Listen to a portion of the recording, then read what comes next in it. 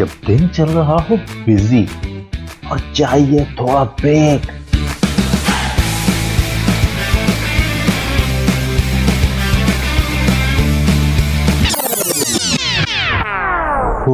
I need a break. तो सुनिए delight delight with RJ Mawash Khan, Sunday to Thursday 12 to 3 PM।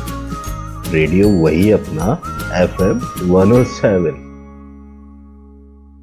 Right listeners, welcome back. आप सुन रहे थे ज़बरदस्त ट्रैक चांदनी और डेफिनेटली आप लोग बहुत एंजॉय करे होंगे ज़बरदस्त म्यूज़िक। मैंने आपको कोशिश की कि आज मैं कुछ आपको सॉन्ग सुनवाऊँ यासिर अख्तर के। वैसे तो आप खैर सुनते रहते हैं मेरे शो में, लेकिन ये कि आज हम आपको सुनवाएंगे इनको वेलकम करने से पहले। और आजकल जैसे आपको पता ही है कि एक मूवी आज़ाद जो कि बहुत ज़्यादा हिट हुई हुई है, बहुत धूम मचा रही है, दुनिया भर में लोगों के दिल जीत रही है। और ये मूवी भी हाल ही में रिलीज़ हुई है। और मज़े की बात यह है कि जहाँ अभी बहुत सारे लोगों ने जो प्रोडक्शंस हो रही थी उनको रोक दिया, काम अभी रोक दिया है, अभी लॉन्च नहीं कर रहे अपनी मूवीज़ को, लेकिन यासिर अख्तर एक ट्रेंड सेटर हैं। हमेशा से इन्होंने हमेशा कुछ मुनफरिद, कुछ मुख्तलिफ करने की कोशिश की है और हमेशा इसमें कामयाब भी हुए हैं। तो इन्होंने डिसीजन लिया कि आज़ाद को इसी वक्त में कोविड-19 का जो सिलसिला चल रहा है, जिसमें पूरी दुनिया रुकी हुई है, हर जगह पे काम बंद है, लेकिन इस वक्त में लोगों को कुछ इंटरटेनमेंट पहुँचाने की कोशिश की जाए। और इसमें इन्होंने आज़ाद मूवी रिलीज़ की। बहुत बड़ा रिस्क था क्योंकि कुछ पता नहीं था कि लोग सारे के सारे बच रहे हैं इस चीज़ से, रिस्क नहीं ले रहे, लेकिन यासिर अख्तर को आदत है रिस्क लेने की। अभी जब हम इनसे बात करेंगे ना तो आपको इसका आइडिया होगा। अच्छा, आज़ाद ना सिर्फ ये कि रिलीज़ की गई बल्कि बहुत ज़्यादा पॉपुलर हुई। जैसे मैंने आपको बताया, बहुत कामयाबी के साथ दुनिया भर में देखी जा रही है, पसंद की जा रही है। लंदन में इसको शूट किया गया था और इस फिल्म के बारे में हम आपसे डिटेल से आप लोगों को बताएंगे कि क्या कुछ हुआ इस फिल्म में और किस तरह से इसकी जो सक्सेस स्टोरी है वो आपसे शेयर की जाएगी। लेकिन आज जो डायरेक्टर हमारे साथ इस मूवी के मौजूद हैं, जाना पहचाना नाम यासिर अख्तर। और यासिर अख्तर की शख्सियत के बारे में मतलब कुछ इनका तारुफ करवाने की ज़रूरत नहीं है, आप सब लोग जानते हैं, लेकिन फिर भी थोड़ा बहुत इंट्रोडक्शन में करवाना चाहूँगी इनका, ताकि आप लोगों को अंदाज़ा हो। अच्छा, इनको वन मैन इंडस्ट्री का अवार्ड मिला था वाशिंगटन DC में। इसके साथ ही साथ multi talented icon, legend, Pioneer, film maker, singer, actor, director, producer, song writer हैंगे। चाइल्ड स्टार के तौर पे इन्होंने मीडिया इंडस्ट्री में कदम रखा और आए और छा गए देखते ही देखते। इन्होंने अपने पूरे करियर में एक्टिंग भी की, डायरेक्शन भी की, प्रोडक्शन की और पाकिस्तान में ही नहीं पूरी दुनिया में इन्होंने अपना नाम बनाया, अपनी पहचान बनाई।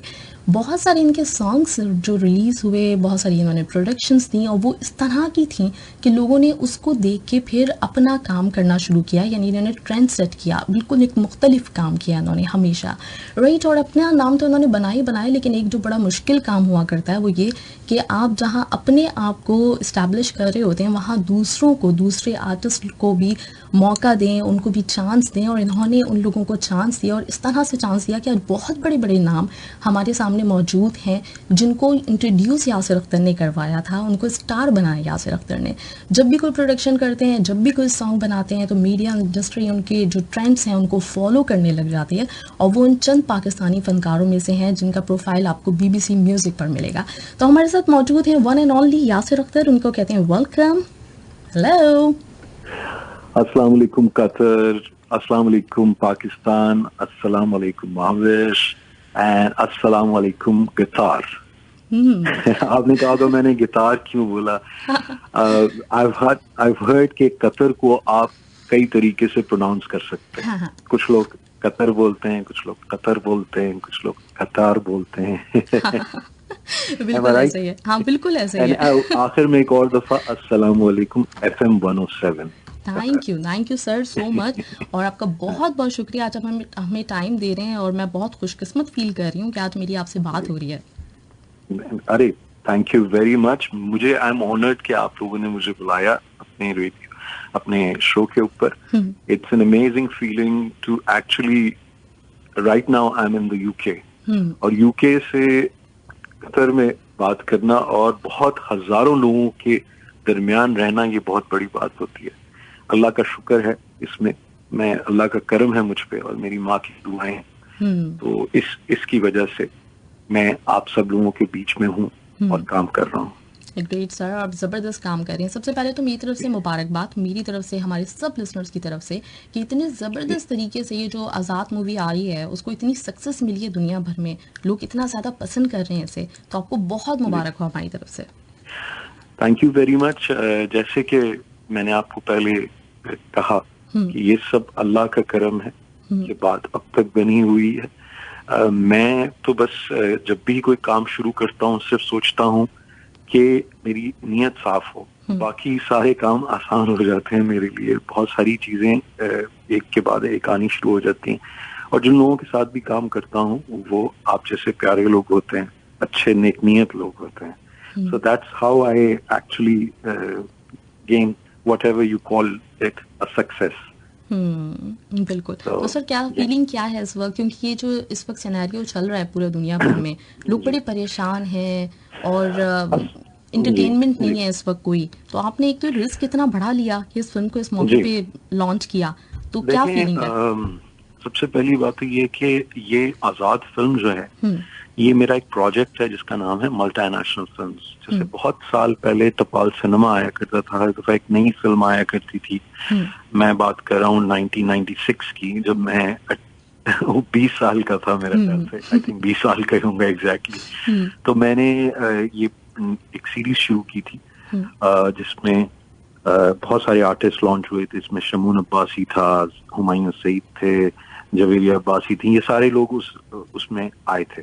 उस तरह का ये एक प्रोजेक्ट है जिसकी पहली फिल्म आजाद थी और हमने इसको सिनेमा की तरफ रिलीज करना था, इस पे सारी प्लानिंग थी। लेकिन अब चूंकि पेंडेमिक शुरू हुआ सो हमने इसको सोचा कि क्यों ना हम पहली दफा पाकिस्तान में एक प्रीमियर करें जो पूरी दुनिया में देखा जाए आज एंटरटेनमेंट के ऊपर। तो आज के ऊपर हमने इसको लॉन्च किया, और ये दुनिया की सबसे बड़ी कंपनी मोशन कंटेंट ग्रुप, जो ग्रुप एम के साथ लिंक्ड है, सिस्टर कंसर्न कंपनी है, ये उन्होंने इसको रिलीज किया। और हमारे जितने भी दुनिया के लोग हैं, अल्लाह का शुक्र है, क्योंकि हमने इसमें यहाँ पर ये जो प्रोजेक्ट था मल्टीनेशनल फिल्म्स का, इसका बेसिक मकसद ये है कि जो पाकिस्तानी इस पूरी दुनिया में रहते हैं और दूसरे कल्चर के लोग हैं, जिनमें इंडियंस भी हैं और सिख भी हैं, यहाँ के अपने अंग्रेज भी हैं, ये सारे लोग मिलकर इसमें पार्टिसिपेट करें और ऐसी फिल्म्स बनाई जाएं जो हम यूके में भी बनाएं, यूएई में भी बनाएं, कतर में भी बनाएं और यूएसए में बनाएं, और ऐसी फिल्म्स बनाएं जिसमें इन सब कल्चर्स को मिक्स किया जाए, एमालगमेशन हो एक ऐसे प्रोजेक्ट की जिसमें पीसफुली हम कहीं रह रहे हैं और स्ट्रगल उनकी दिखाई जाए पाकिस्तानी की, और उन्हें पॉजिटिव तरीके से पोर्ट्रे किया जाए दुनिया में कि पाकिस्तानी। तो ये मेरा मकसद था, और आजाद जब मैंने रिलीज की तो यही सोच के कि भाई आप जहां जहां लोग पाकिस्तानीज रहते हैं वो इसे देखेंगे और अपने साथ इसको रिलेट कर सकेंगे कि जिन मुश्किलों में पाकिस्तानी दुनिया में जाते हैं अपने मुल्क को छोड़कर, चाहे वो कोई भी मजबूरी होती है, चाहे वो खुद से भी जाते हैं, तो कितनी मेहनत करते हैं, किस तरीके से वो अपना मकाम बनाते हैं, ये उसकी स्टोरी। और अगर किसी ने नहीं भी देखी ये फिल्म तो आप इजीली अवेलेबल है, आप ऑनलाइन सर्च करें, आजाद लिखें, यासिर अख्तर लिख दें और मोहम्मद शेख लिख दें या परवीन पर सर्च कर दें, तो आपको बहुत सारे वेरीफाइड प्लेटफॉर्म पे ये फिल्म मिलेगी रिलीज होने के बाद और देखी जा सकती। तो ये मुझे खुशी इस बात की है कि एक्सेसिबल है पूरी दुनिया में, जहां लोग बैठे हैं। मुझे कल ऑस्ट्रेलिया से भी कॉल आई, मुझे पूरी दुनिया से हर रोज मुझे कहीं ना कहीं से ये पता चल रहा होता है कि जी इन्होंने देखी। तो ये इससे अच्छी बात क्या हो सकती है कि अल्लाह ताला जो है आपको इंटरनेशनली एक अपने पाकिस्तान के थ्रू, पाकिस्तान के मैसेज के थ्रू पसंद करे या देखे या जाने। बिल्कुल सही बात है सर। अच्छा, मूवी मैंने देखी तो उसमें मुझे बहुत कुछ चीज़ें हैं जो कि बहुत अच्छी लगी, वो मैं आपसे शेयर करना चाहूँगी। पहली चीज़ तो ये आपने मोमल को दिखाया रेडियो प्रेजेंटर तो क्योंकि मेरा ताल्लुक है रेडियो से, तो मुझे ये बड़ा अच्छा लगा।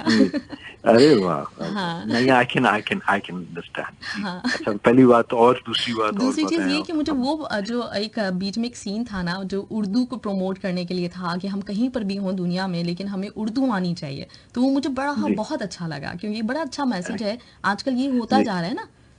जी बिल्कुल।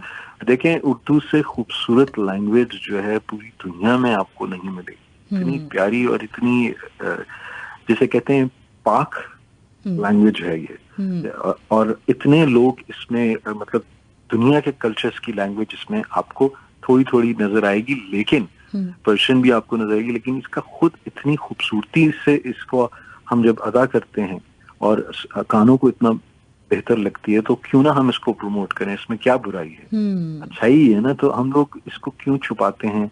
हमारे कुछ लोगों में कॉम्प्लेक्स होता है इस बात का कि मैं तो यूके में रह के भी जब पाकिस्तान कॉल करता हूँ तो मेरी उर्दू वैसे ही है जैसे मैं वहां से निकला था। सो आई थिंक जो भी मैं करता हूँ, जहाँ मुझे अंग्रेजी भूलनी होती है, मुझे आती है, टूटी फूटी मेरी अंग्रेजी है, not very well spoken in English, but I try my best to actually जो मैं कर सकता हूँ, जो मैं कह सकता हूँ। तो जी ये मुझे बहुत अच्छा लगा। और क्या अच्छा लगा आपको? हाँ, मुझे एक तो बताइए। ये चीज़ हो गई, इसके साथ ही मुझे ये जो चीज़ है अभी आपने कहा कि इसमें जो मुख्तलिफ कम्युनिटीज़ दिखाई हैं और उनका आपस में इंटरेक्शन, और फिर ये दिखाया है कि बाहर जब हम रह रहे होते हैं तो किस तरह से एक फैमिली का सा माहौल बन जाता है, नेबर्स आपके होते हैं तो हेल्प आउट कर रहे होते हैं चीज़ों में, और सारे अपने जी कल्चर सब कुछ मतलब बड़े ज़बरदस्त तरीके से मूवी में दिखाया है। और ख़ास बात जो मैं बोलना चाहूँगी आपसे वो ये कि ये जो दौर है ना, इसमें हर कोई कोशिश कर रहा होता है कि हम ऐसा कुछ काम करें जिससे बस लोगों को अपनी तरफ मुतवज्जो करें, और चाहे वो गलत हो जैसा भी हो, और लोग नॉर्मली मतलब बोल्ड चीज़ों की तरफ जा रहे होते हैं। लेकिन आपके काम में हमेशा से मैंने नोटिस किया है कि आप बहुत मेहनत करते हैं, उसकी जो कहना चाहिए ना कि उसका हमें पता इस तरह से चलता है कि आप कभी भी रेटिंग लेने के लिए ऐसी कोई चीज़ नहीं दिखा रहे होते जो फैमिलीज बैठ के साथ ना देख सकें। हमेशा आपका काम फैमिली ओरिएंटेड होता है। ये आपने वैसे देखें, ये हुई ना बात।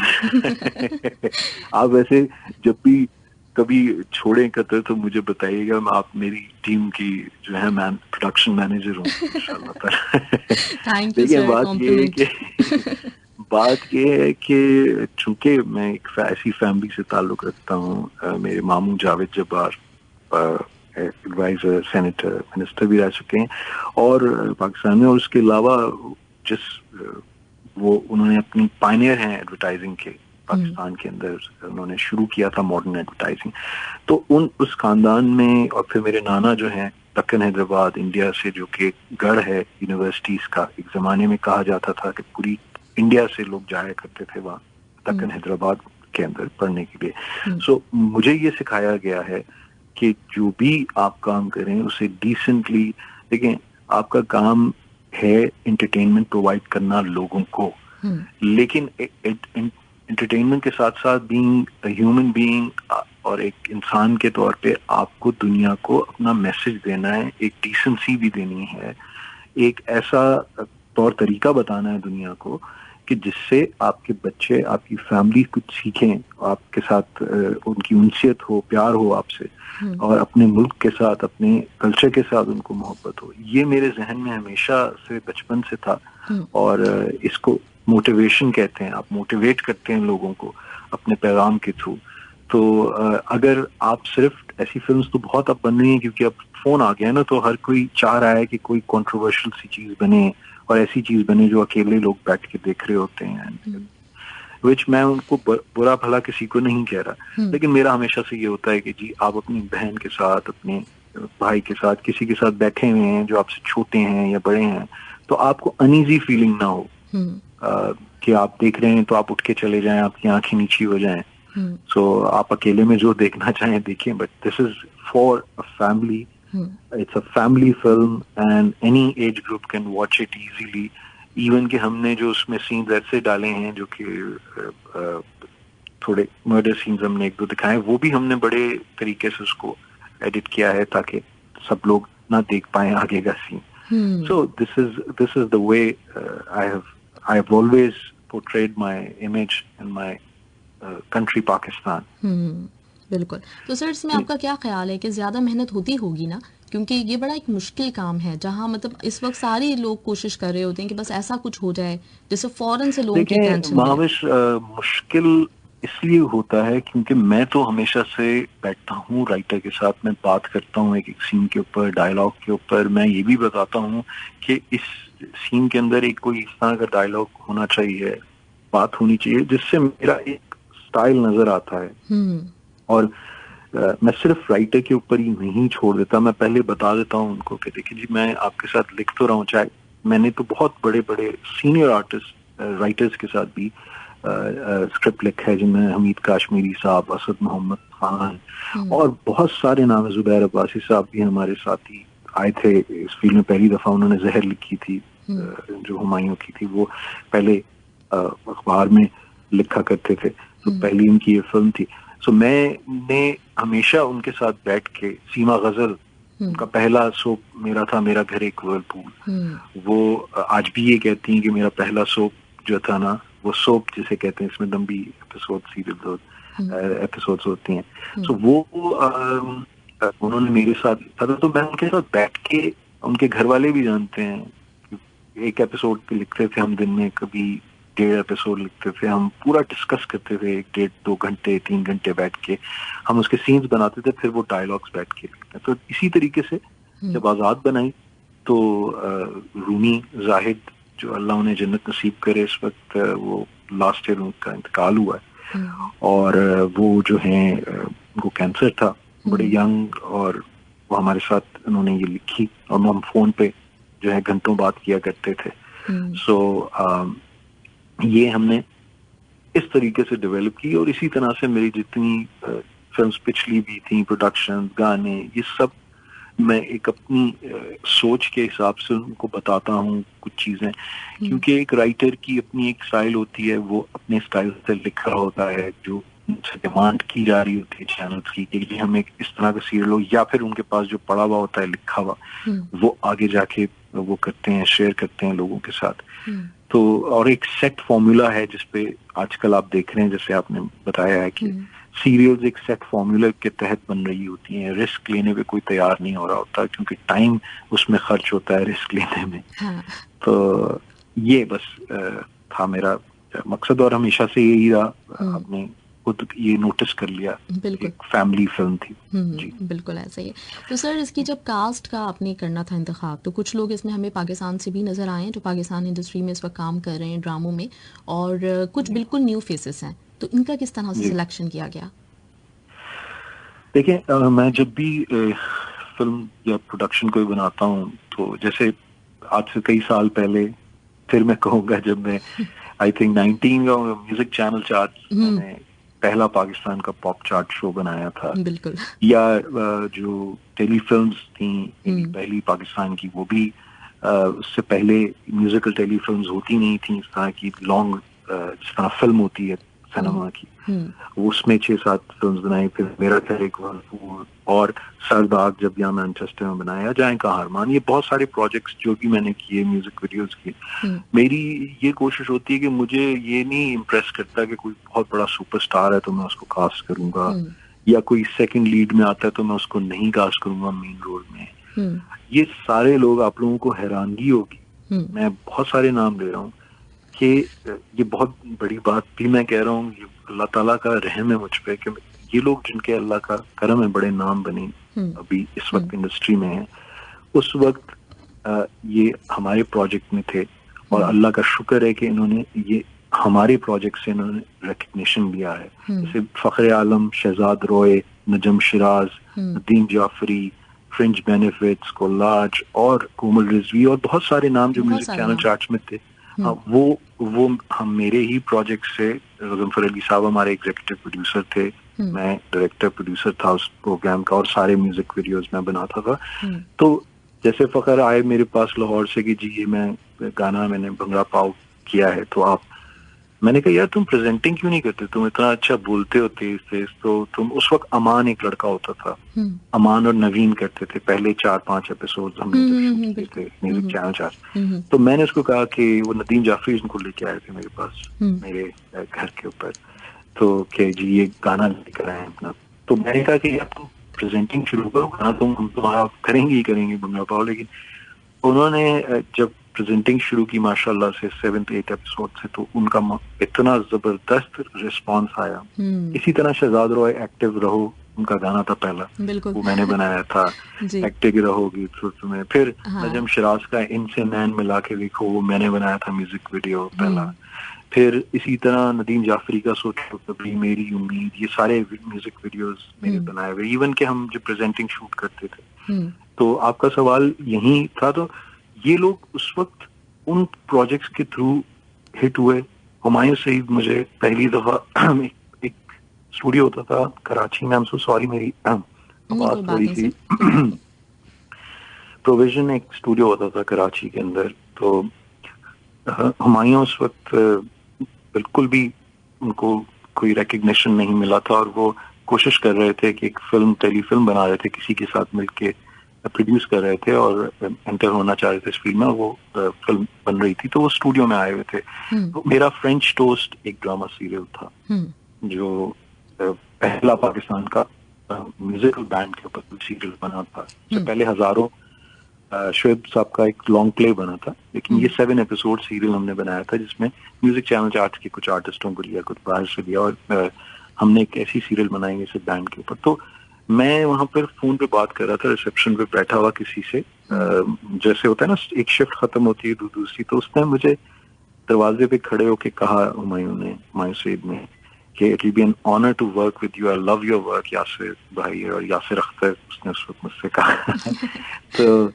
तो मैंने कहा डेफिनेटली यार, हम लोग काम करेंगे, बिल्कुल काम करेंगे, मुझे तुम्हारे साथ काम देखेंगे, तुम्हारा काम कैसा है। तो उस वक्त मेरी टपाल सिनेमा शुरू हुई, राहें। मैंने उसको कास्ट किया, जिसका आपने अभी गाना प्ले किया, चमक रही है चांदनी मेरे सुर की। तो वो उस ड्रामे में, उस फिल्म के अंदर सॉरी, पहली दफा आए, और फिर जहर उन्होंने की उसी कमाल सीरियल, कमाल। और जहर ने जो, जहर बेसिकली उनकी वो फिल्म थी जैसे अमिताभ बच्चन की लाइफ में, कैरियर में जंजीर आई थी। तो जहर ने उसको बहुत बड़ा ब्रेक दिया, और उसके फौरन बाद इंतहा फिल्म मिली उनको समीना पीरजा से। इसी तरह शमून अब्बासी मेरे पास आए थे। मैं आपके सवाल का जवाब इसलिए दे रहा हूँ क्योंकि ये ऐसी बातें हैं जो शायद मुझे पता है, उनको पता है अभी। सर मुझे भी पता है। और मैं भी चाह रही हूँ लिस्टर्स को पता चले हमारे। तो शमून अब्बासी, उस वक्त जवेरिया अब्बासी और शमून अब्बासी एक्टिंग चैलेंज किया करते थे, एक शो हुआ था करता था, उन्होंने कोई ड्रामा या फिल्म नहीं की थी। तो ये जब स्टार्ट हुआ तो अब्बासी साहब, शमून साहब के जो फादर हैं, अल्लाह ताला उनको जन्नत नसीब करे, अस्सलाम वालेकुम पाकिस्तान में होते थे। तो मैं उनके साथ, उन्होंने कहा मेरे पास एक स्टोरी है जहर की। जहर तो उसका नाम नहीं था उस वक्त, एक कहानी थी कि वालिदैन अपने बच्चे को जहर देते हैं, वालिद देता है। तो मैंने कहा जी हम इस पे काम करेंगे बैठ के। तो मैं उनके स्टूडियो में जाके बैठ के काम किया करता था, मैं और जुबैर अब्बासी साहब। तो उन्होंने एक दिन कहा, यार तुम कर रहे हो ये प्रोजेक्ट, हर महीने एक फिल्म आती थी, तो तुम मेरे बेटे और बहू से मिलो। जुबैर साहब ने कहा शमून और जुबैरिया से। सो मैंने कहा जी प्लीज। वो तो उन्होंने मुलाकात की वहीं पे। नेक्स्ट डे हम लोग मिले ऑफिस के अंदर। खूबसूरत सा लड़का शमून और जुबैरिया अब्बासी, खूबसूरत सी लड़की। मैंने कहा जी हम एक्टिंग चैलेंज करते हैं गालिब साहब का, and I want to actually start acting in dramas and films. And मैंने कहा यार मुझे एक जरा टेप, तो वो मुझे, मेरे घर उस जमाने में VHS होता था, तो VHS वो ड्रॉप करके गए। एंड देन आफ्टरवर्ड्स हमने उनको कहा कि यार मेरी एक फिल्म बन रही थी तितली, जिसमें शाजिया अख्तर थी।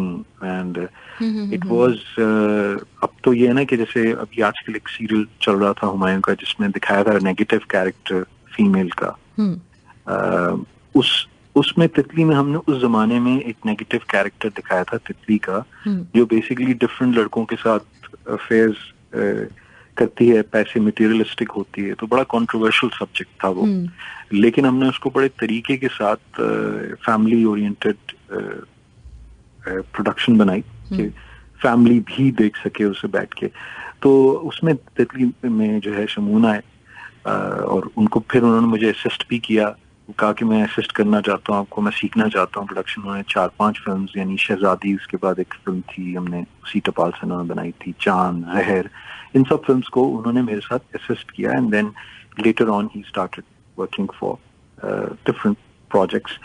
तो इसी तरह निदा पाशा जो है, मेरा घर एक वर्लपूल में आई, ये सब लोग जो हैं उस वक्त कोई सुपरस्टार्स नहीं थे बहुत बड़े, या इनकी कोई एसेट जो आज माशाल्लाह से अल्लाह ने उनको इज्जत दी है। इस दफा भी मैंने जब आजाद शुरू की तो यही मैंने सोचा कि जैसे मैं करता आया हूँ, मैं नए लोगों के ऑडिशंस करता हूँ, उनको देखता हूँ।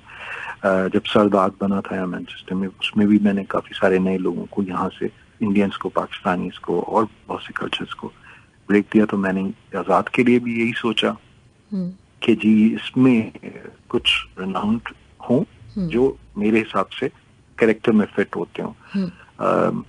तो मैंने परवीन अकबर का इंतखाब किया for this character Mehru, and Momal Sheikh का मैंने, क्योंकि इसमें आपको पता है कि वो उर्दू आनी जरूरी थी उस कैरेक्टर को, तो मैंने उनको कहा, इनवाइट किया कि जी why don't you act in this. तो वो उन्होंने मुझे, इत्तेफाक की बात है कि वो मुझे मिली थी शो के ऊपर, अपने अब्बू के जावेद शेख साथ आई थी, तो मैंने उनका काम पहले देखा नहीं था सीरियसली, लेकिन मुझे पता चला कि ये इनकी बेटियां ये एक्टिंग भी करती हैं। तो और वो फिल्म की प्रमोशन करने आई हुई थी वहां पर ईद शो के अंदर।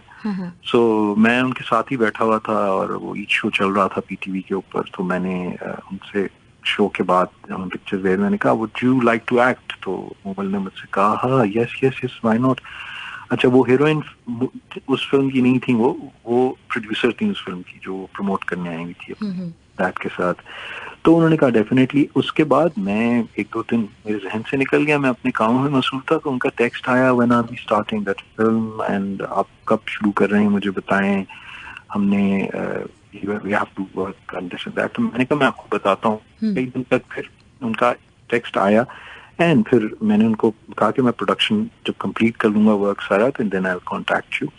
और डेफिनेटली इसी तरीके से यहाँ पर जब मैंने नए लोगों को लिया तो ग्लासगो में इमरान अली असद हैं जो पहली दफा ऑल्दो कि थिएटर करते रहे, मतलब थिएटर इन द सेंस के स्टेज पे वो एक्टिव थे, तो मैंने उनको ऑडिशन के लिए बुलाया, फिर उन्होंने मुझे कुछ वीडियोस बना के दी।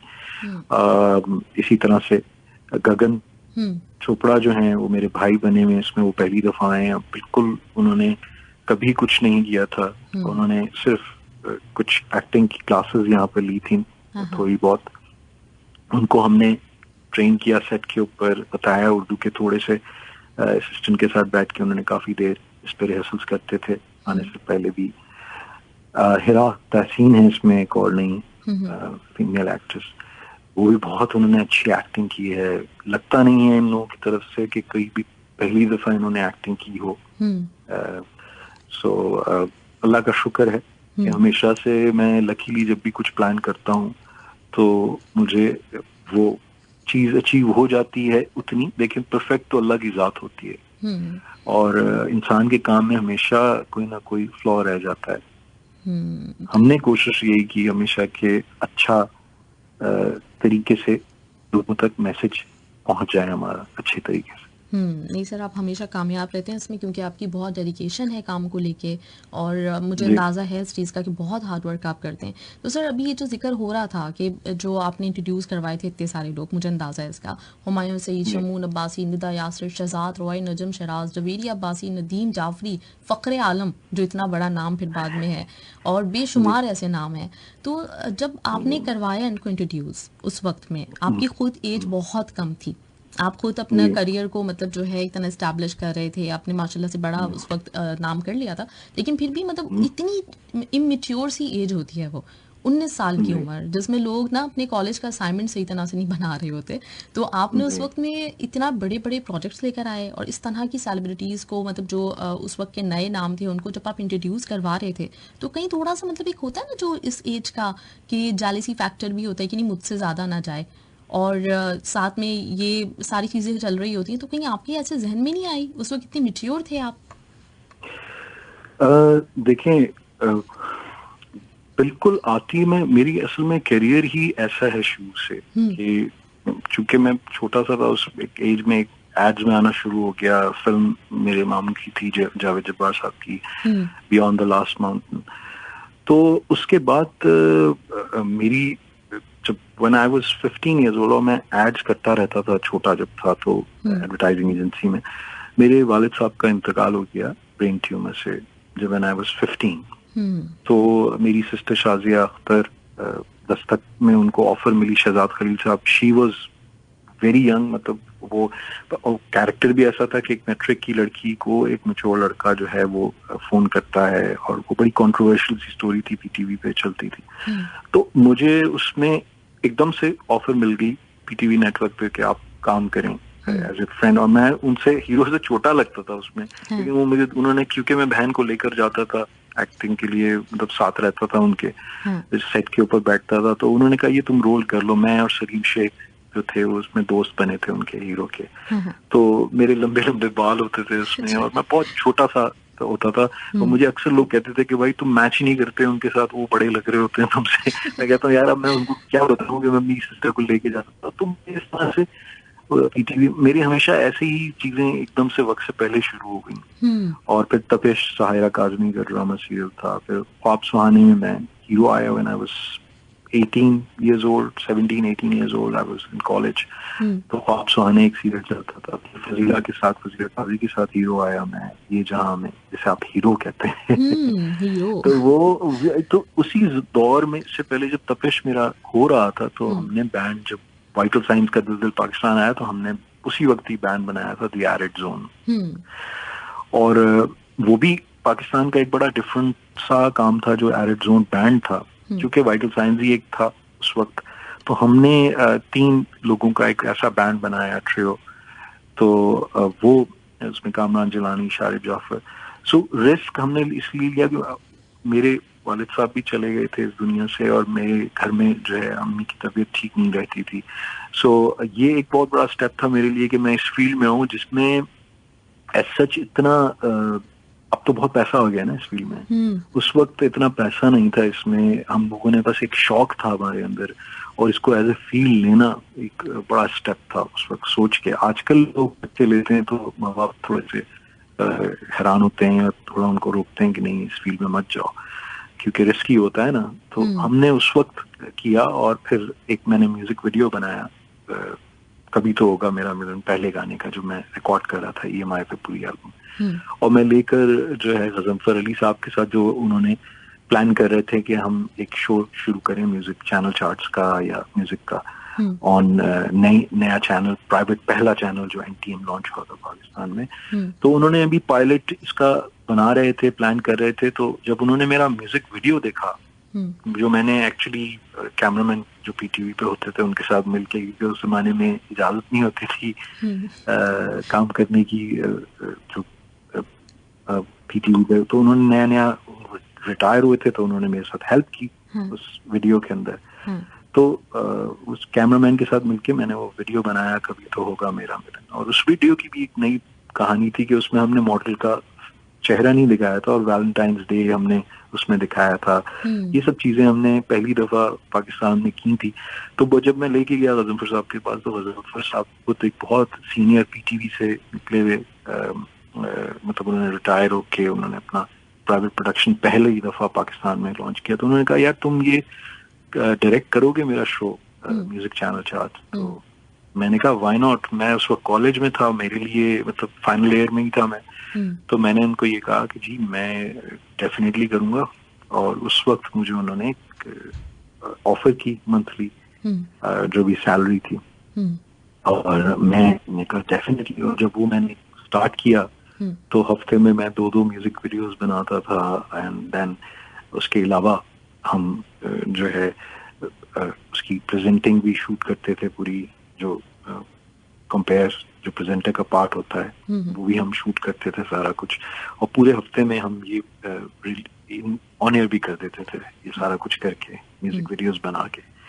सो यही रिस्की चीजें जो है मेरी लाइफ में आती रही। उसी तरह टेलीफिल्म्स भी, मेरा घर एक वर्लपूल भी, सरदार भी, जो भी मैं चीज करने की कोशिश करता हूँ, मेरा यही होता है कि जी एक रिस्की चीज तो है, लेकिन इससे आप जो रूटीन चल रहा है उसको आप तोड़ेंगे। क्योंकि ये होता है ना, मैं आपको बताता हूँ होता क्या है प्रोडक्शंस में। यूजुअली जब ड्रामे या कोई चीज बन रही होती है, फिल्म प्रोडक्शन, तो वो उनके पास एक लिस्ट होती है टीम के पास कि जी ये 10 लोग हैं जो एक्टर्स हैं, इन्हीं को कांटेक्ट करना है, तो ये नहीं मिले तो इनको कर लें, इनको नहीं तो इनको कर लें। एक रिस्क नहीं लेना कि कोई नई चीज करनी है कोई, और एक पैटर्न के ऊपर चल रहा होता है काम ज्यादातर। कुछ लोग ऑफ कोर्स डेफिनेटली कर रहे हैं काम बहुत अच्छा, जिनको मैं दाद देता हूँ, बोल्ड काम, या बोल्ड इन द सेंस के कोशिश करते हैं कि कुछ नया स्टेप लें, कोई नया रिस्क लें। सो मैंने ये नहीं सोचा कभी भी कि इसमें मेरा लॉस होगा या फायदा होगा। मेरा मकसद ये है कि मेरा मैसेज जो मेरे दिल में है, मेरे जहन में है, वो लोगों तक पहुंचे। और पता नहीं आप लोगों को मेरा कोई गाना सुनाएंगी भी कि नहीं सुनाएंगी, और मैं बोलता रहूंगा। सर मैं सुना भी चुकी हूँ और सुनवाऊंगी, लेकिन उससे पहले ना मैं आपका अपनी तरफ से और हमारी जनरेशन के जितने लोग हैं उनकी सबकी तरफ से आपको थैंक यू बोलना चाहूंगी, क्योंकि एमसीसी हमारे लिए वो एंटरटेनमेंट रही है जो मतलब उस वक्त कुछ नहीं था ना। आपको अंदाजा है कि उस वक्त कोई जो प्लेस आते थे, दिन में एक प्ले हुआ करता था और उसमें कोई इतना खास हमें इंटरेस्ट नहीं होता था, क्योंकि वो नॉर्मली जो टॉपिक होते थे हमें समझ में ही नहीं आते थे। तो एमसीसी हमारी जिंदगी में वो एंटरटेनमेंट लेकर आया था कि जो आज तक मेरे लिए, मेरा एक तरह से आप कह सकते हैं पहली मोहब्बत थी एमसीसी, कि जब वो आता था तो हम ऐसे जमे बैठे रहते थे कि कहीं इधर उधर नजर भी नहीं करते थे जब तक। तो बहुत बहुत शुक्रिया सर। हाँ, आपको पता है, नहीं, thank you so very much. और हमें तो याद है कि उसकी टी शर्ट्स भी मंगल बाजार में, जो मैं बाजार में एमसीसी की टी शर्ट्स मिलती थी, और without any sponsor, without anything, Allah ने इतनी इज्जत की। देखें, लोग कहते हैं कि जी आजकल चैनल आपका बड़ा हो तो उस पर कोई प्रोडक्शन चले तो ही वो नाम बनाती है। आप सोचें, हमारे आगे जब एनटीएम आया था, एनटीएम एक छोटा सा चैनल था पीटीवी के मुकाबले में। पीटीवी नेशनल नेटवर्क था, पूरी पाकिस्तान पे छाया हुआ था। उस छोटे से चैनल जो नया नया स्टार्ट हुआ था, एनटीएम, जो सिर्फ 4 शहरों में, 5 शहरों में आता था, उसका एक छोटा सा प्रोग्राम 1 घंटे में म्यूजिक चैनल चार्ट्स होता था। सो उसके अंदर हमें अल्लाह ने इज्जत दे दी उस काम में भी। तो ये नहीं सोचना चाहिए कि चैनल बड़ा है, छोटा है, नया शुरू हुआ है, आर्टिस्ट कोई नया है। जो नसीब में होता है, आपकी अगर इंटेंशन अच्छी हो, आपकी नीयत अच्छी हो, तो अल्लाह आपको इज्जत दे देता है किसी भी काम में, कहीं से भी।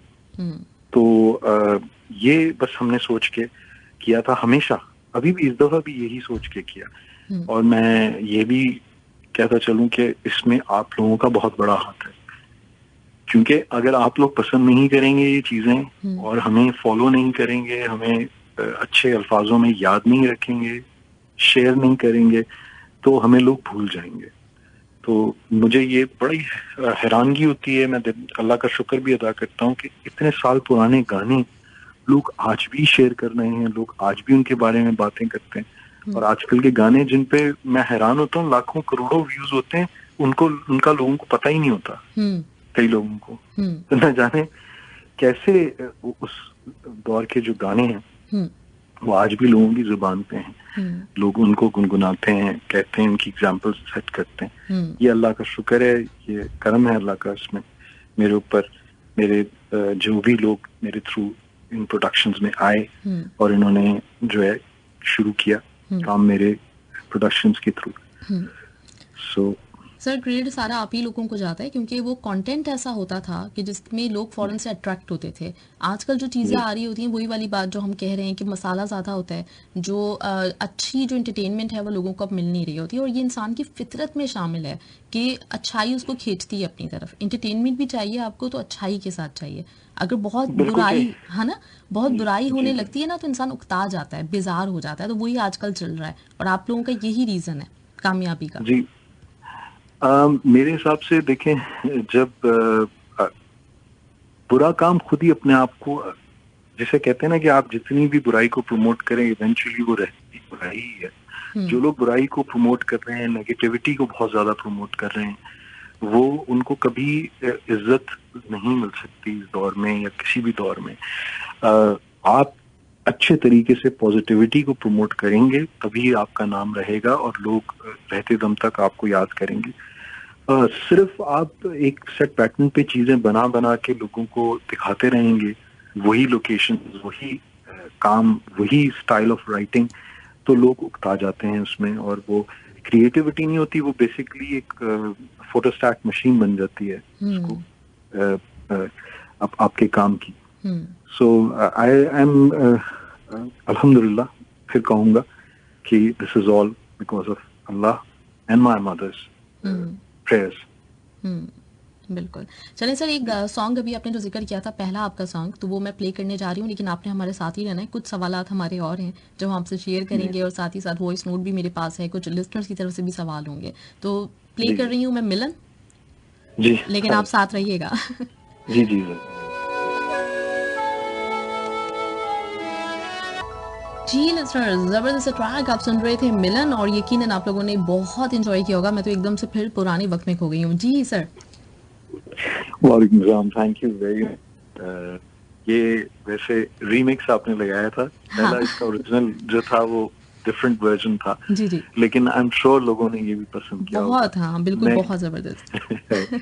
नहीं, ये हमने जब दोबारा असल में कोई गाने को दोबारा आप रीमिक्स कर रहे होते हैं तो आप सोच रहे होते हैं कि ये ओरिजिनल गाने से बेहतर बनेगा कि नहीं बनेगा। हम्म। ये बड़ा मुश्किल काम होता है, क्योंकि अक्सर लोग कहते हैं कि नहीं जी ओरिजिनल वाला ज्यादा अच्छा था। अब मुझसे बहुत से लोग कहते हैं कि जी आप चांदनी को रीमिक्स करें, तेरे नाल दिल मिल गया को रीमिक्स करें, या जो दूसरे गाने जितने भी हैं, जरा मन को देखना, ओ माय लव, या ऐ सनम, हम्म। इनको आप रीमिक्स करें। तो मैं कहता हूँ कि यार मेरे लिए बड़ा मुश्किल हो जाता है, क्योंकि मैं उससे पता नहीं इंसाफ कर सकूंगा कि नहीं कर सकूंगा, दोबारा से इनको रीमिक्स करूंगा तो ये मसला होता है। लेकिन अल्लाह का शुक्र है कि जैसे मैंने बताया कि हमेशा जो भी काम किया अल्लाह ने इज्जत दी, बिल्कुल। आप लोगों ने प्यार दिया, तो डेफिनेटली लोगों को पसंद आया। हाँ बिल्कुल जितना भी सर, काम। बहुत जी अच्छा है। बेसिकली होता ये है ना कि जब सॉन्ग कोई भी रिमिक्स होता है, ये बहुत कमाल का था, मुझे रिमिक्स में भी बहुत अच्छा लगता है। लेकिन होता ये है कि हमारी ना ओरिजिनल सॉन्ग के साथ वो मेमोरीज बनी हुई होती हैं, तो वो हमारे दिल जी के इतना करीब होते हैं, हम उसमें चेंज नहीं चाहते। तो ये जी थोड़ा सा एक एलिमेंट होता है। जी बिल्कुल यही होता है। बिल्कुल इसी तरह जैसे कोई नॉवेल होती है, उसके ऊपर आप कोई इंस्पायर होकर ड्रामा बनाते हैं या कोई भी फिल्म बनाते हैं, तो उसमें बड़ा सोच समझ के डायरेक्टर को चलना पड़ता है। यही गानों के ऊपर भी होता है। मेरे हिसाब से जो गाने हमने किए हैं, एक तो हम री रिकॉर्ड भी करते हैं, एक दफा रिकॉर्ड करके दोबारा उसको रिकॉर्ड करते हैं, तो कोशिश ये करते हैं कि वो एवर लास्टिंग हो। मतलब उसकी साउंड ऐसी हो कि आज से 20 साल बाद भी सुना जाए तो लोग उसको जो है वो चीजें ना इस्तेमाल की जाए जो रूटीन में चल रही हों, जो एक ट्रेडिशनल वे है म्यूजिक का, जो एक तरीकेकार है बनाने का चीजों को, उस पे चलें। जैसे मैं बताता हूँ कि कुछ चीजें जैसे ब्लेजर है जो पहनते हैं मर्द, उसका सीजन कभी नहीं जाता, आप हमेशा ब्लेजर पहन सकते हैं, वही ब्लेजर है। डिनर जैकेट्स हैं ब्लैक, तो कुछ चीजें एवरग्रीन होती हैं, कुछ चीजें जो होती हैं हमेशा चलने वाली होती हैं। वो अगर आप उन पे डिपेंड करें और फिर उसके अंदर आप अपनी इनोवेशन लेकर आए किसी तरीके से, तो फिर आपका काम जो है वो रन ऑफ द मिल नहीं होता। वो कोशिश होती है कि वो फिर एक नई चीज बन जाए उसके साथ मिलके। बिल्कुल। तो ये जबरदस्त सर, माशाल्लाह से आपके सारे ही सॉन्ग्स, और बाकी अभी भी सुनते हैं जैसे नाजिया जुहेब, आलमगीर, आपके सॉन्ग्स, तो ये वो वाले सॉन्ग्स हैं जिसमें अभी तक फ्रेशनेस है। आप जितनी दफ़ा सुने आपको बिल्कुल भी एहसास नहीं होता कि 20-25 साल ये सॉन्ग्स पुराने हो गए। तो ये चीज़ है इसमें, सही कह रहे हैं आप। Thank you so very much. अभी जब मैं कुछ थोड़ा सा यहाँ इंग्लैंड आया, जब मैं बिजी हो गया प्रोडक्शन में बहुत ज्यादा, तो एक म्यूजिक के अंदर मेरा थोड़ा सा वक्फा आ गया और मैंने सोचा कि कुछ गाना करना चाहिए। तो मैंने एक प्लान किया सॉन्ग सनसनी, दिल में है सनसनी, बिल्कुल। सो ये वर्ड यूजुअली सनसनी खबरों के लिए इस्तेमाल कर रहे थे लोग। तो जब मैंने प्लान किया, मैंने कहा नहीं, मैं तो इसको अपने रोमांटिक वे में, दिल में है सनसनी ओ मेरी हंसनी, तो मैंने कहा मैं इसको इस तरीके से प्लान करता हूँ। अब वो हमने इसको प्लान किया, अब इस पे लिरिक्स क्या लिखे आगे, ये तो हो गए 2 लाइन्स। फिर मैंने सोचा कि ये कहाँ फिल्म बंद होगा, फिर क्यों ना इसको टर्की में फिल्म बंद किया जाए, इस्तांबुल में, जो कि बड़ा एक मतलब यूरोप और मुसलमान एक तो कल्चर्स एक जगह पे मिलते हैं। तो मैंने कहा यार क्यों ना उसमें हम ऐसी कोई शायरी डालें जो उन लोकेशंस के हिसाब से हो, कि जहां जहां इस्तेमाल हुआ है वहां के जो दरिया, जो भी पानी है, जो चीज नेचर की है, उसके ऊपर हम रिलेट करें से जो उसका रोमांस है।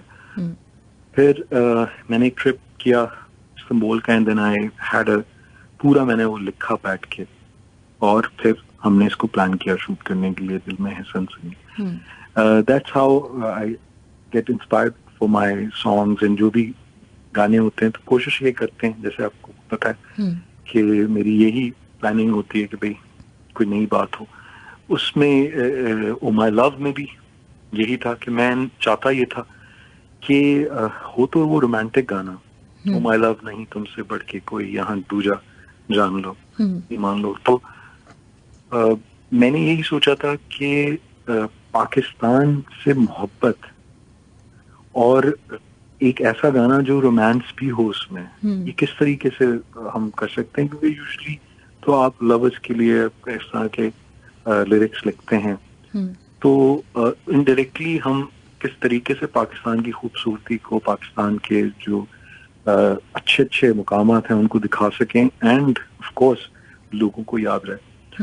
तो उस वक्त इजाजत नहीं थी कि किसी एयरफोर्स के कैरेक्टर को हम दिखाएं कि वो किसी रोमांस में मुब्तला है, कि नेटवर्क था पीटीवी और एक और चैनल था प्राइवेट, इक्का दुक्का और आ गए थे सैटेलाइट चैनल, तो उन्होंने इजाजत नहीं दी मुझे एयरफोर्स की यूनिफॉर्म पहनने की, तो हमने एक इमेजिनरी यूनिफॉर्म जो पाकिस्तान की एयरफोर्स से मिलता जुलता था वो बनाया।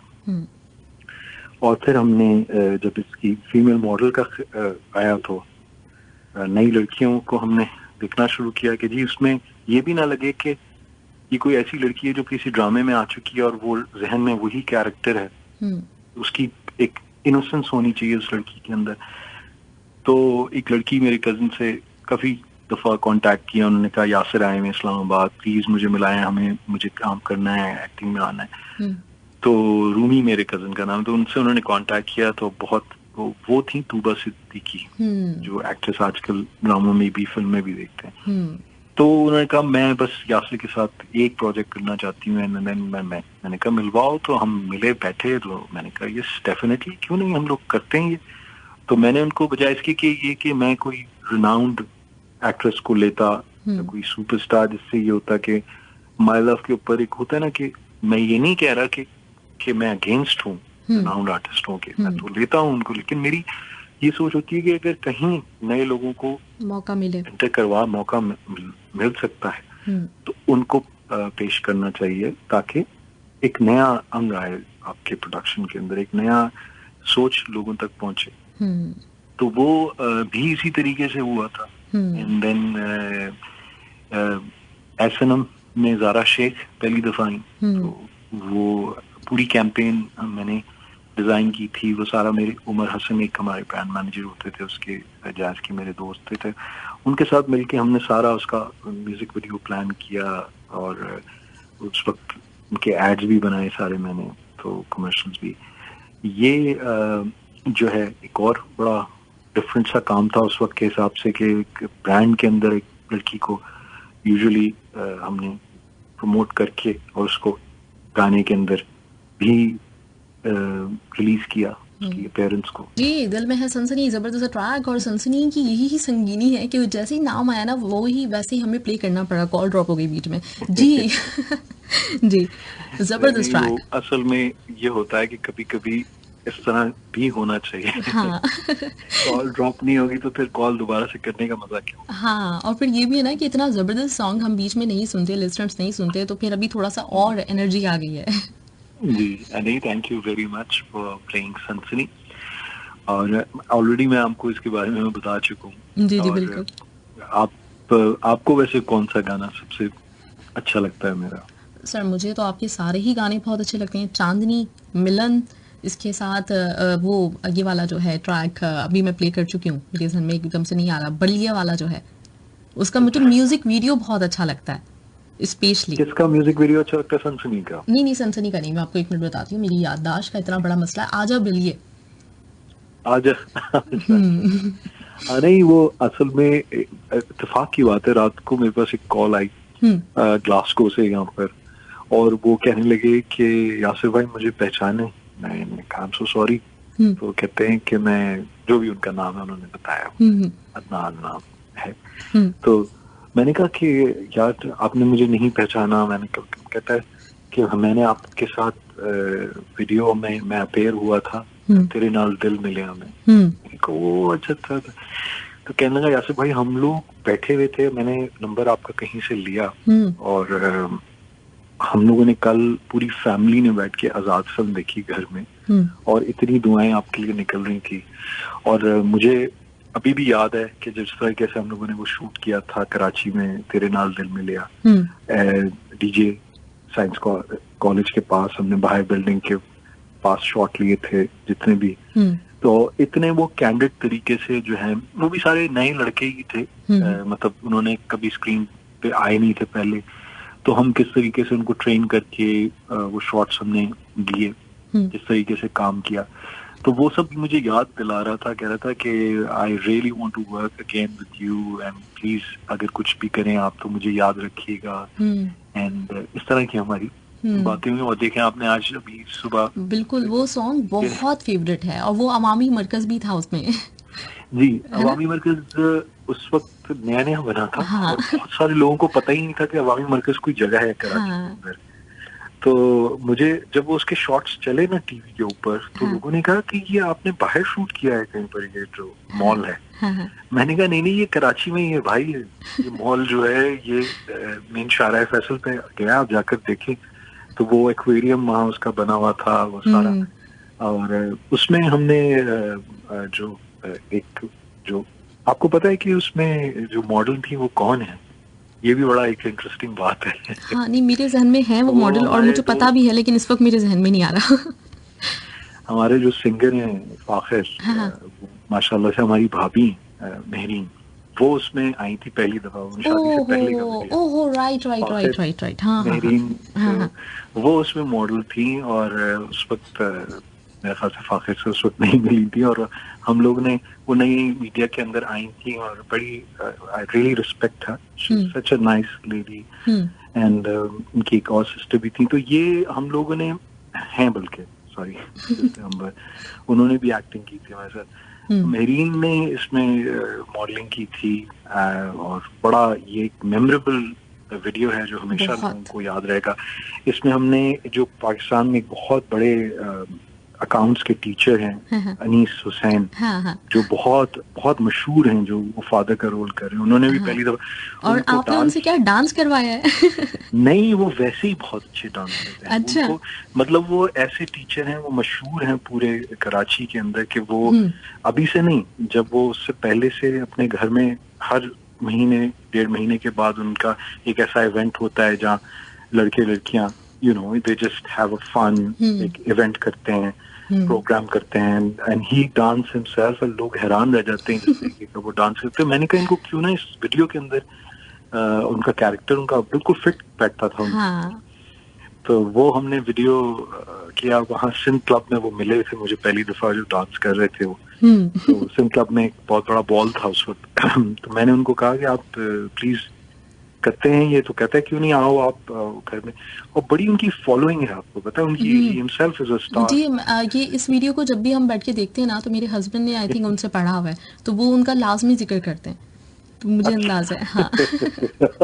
चलो, फिर मुझे बताने की जरूरत, मतलब लोगों को तो मैंने बता दिया, लेकिन ये कितनी, वैसे सच अ स्मॉल वर्ल्ड। उन्होंने हजारों स्टूडेंट्स को पढ़ाया, बाय द वे, स्टूडेंट को नहीं बनाया, बहुत उनका बड़ा, पहले तो उन्होंने घर से स्टार्ट किया था, फिर अब तो उनका बहुत बड़ा, आई थिंक एक कॉलेज भी है इन शराय फैसल पे, आई थिंक। तो वो वीडियो में बहुत उन्होंने जान डाली है, वो कैरेक्टर बड़े मजे का, और पूरी वीडियो बहुत अच्छी है, बहुत इंटरेस्टिंग वीडियो है। I know. बस अल्लाह ने करम किया, हमेशा आसानियां पैदा कर देता है, कहीं से लोगों को मिला देता है आप जैसे लोगों को, तो चीजें आसान हो जाती हैं हमारी। सर, मैं अभी आपसे और सवाल करूंगी, लेकिन उससे पहले कुछ मैसेजेस मैं चाह रही हूँ कि लोगों के शामिल कर दूं, वरना लोग कहेंगे खुद ही बोले जा रही है। तो कुछ मैसेजेस हैं मेरे पास। नहीं, मैं भी बोल रही हूँ, मैं क्यों, आप मेरे बहुत सारे सवालात हैं जो मैं चाह रही हूँ कि सारे के सारे कर लूँ आपसे, आज मुझे मौका मिला है। तो सर, ये वॉइस नोट है, पहले हम ये सुनते हैं। अस्सलाम वालेकुम, मेरा नाम अदनान सलीम है। Singer, music composer, director, trend setter, star maker, अगर ये सारी क्वालिटीज़ हम किसी में ढूंढें तो हमें वो एक ही शख्सियत नज़र आती है, वो है यासिर अख्तर। यासिर अख्तर ने 90s के दौर में जो इन्होंने एक प्लेटफॉर्म मुहैया किया था उस वक्त के यंगस्टर्स को पॉप म्यूज़िक के लिए, म्यूज़िक चैनल चार्ट्स, उससे बहुत बड़े बड़े नाम पाकिस्तान को दिए इन्होंने, जिनमें शहजाद रॉय हैं, जिनमें नजम शराज हैं, फ़ख्र आलम हैं, और नदीम जाफरी हैं, कोमल रिजवी हैं। इसी तरह इन्होंने जो ड्रामे डायरेक्ट किए उस दौर में कि जब सीधे साधे ड्रामे बनते थे, उसमें ये ड्रामों में म्यूजिक का एलिमेंट लेकर आए। और इनके ड्रामे स्पेशली मेरा घर एक वर्ल्ड पूल, तप्पेश, जहर, तो इन ड्रामों ने ना सिर्फ बहुत बड़े बड़े नाम दिए जिनमें हुमायूं सईद, सादिया इमाम, वो इन्होंने इंडस्ट्री को दिए, साथ ही इन्होंने जो म्यूजिक का एलिमेंट लाए उससे एक ट्रेंड सेट हुआ और ओएसटीज बाद में बनना शुरू हुए। तो एक तरह से देखा जाए तो ये ओएसटीज का सहरा यासिर अख्तर के सर जाता है। इसी तरह इनकी अभी लेटेस्ट इनकी पिछले दिनों मूवी आई है आज़ाद, और काफ़ी अरसे के बाद एक मैसेज के साथ कोई अच्छी मूवी देखने को मिली। स्पेशली उसका जो सॉन्ग है Saiyaan, it is one of my favourite song. So really Yasir Akhtar भाई, आप जो काम आपने किया है और जितने आप पैशनेट हैं, अल्लाह ताला आपको और हिम्मत दे, और डेफिनेटली आप और आगे जाएंगे। उसकी वजह यही है कि आपके पैशन और आप में जो टैलेंट है वो आपको यहाँ नहीं रुकने देगा, आप उससे और आगे जाएंगे। तो हम सब की दुआएं आपके साथ हैं। We all love you. Allah ताला आप पे हमेशा अपना करम रखे, अपनी रहमतें नाजिल करे आपकी फैमिली पे, आपके वालिदैन पे। अल्लाह ताला आप सबको अपने अमान में रखे और ऐसे ही अच्छा काम करते रहें। We all love to see you. जी sir. Thank you so very much for such beautiful message. ये एक बहुत बड़ी बात है कि मैं इतनी दूर यहाँ यूके में बैठा हूँ और आप वहाँ पे, ये भी आई एम श्योर कतर में ही होंगे जी जी, जिनका मैसेज है। जी जी जी, तो वो मेरे बारे में इतना कुछ जानते हैं, मेरी चीजों के बारे में डिटेल्स। फैंस तो होते हैं, फैंस एक गाने से भी बन जाते हैं, लोग किसी के एक काम से बन जाते हैं, लेकिन आपके बारे में सब कुछ जानना, तो ये इतना कुछ जानना जो है वो बड़ा एक लकी मैं फील करता हूँ अपने आप को। आई एम हम्बल्ड कि इतना लोग मेरे बारे में जानते भी हैं और याद भी रखा, ये भी बड़ी बात है। और इनकी अपनी आवाज माशाल्लाह से, ये तो खुद फनकार आदमी है जिसकी आपने ऐसा तो नहीं है कि ये करते हैं कुछ नहीं नहीं नहीं नहीं। अच्छा, ये एक नॉर्मल व्यूअर हैं, लिसनर हैं। जी जी। अच्छा चलें, ये ग्रेट बात हो गई, थैंक यू। फिर इनका नाम आपने मुझे बताया था? अदनान सलीम।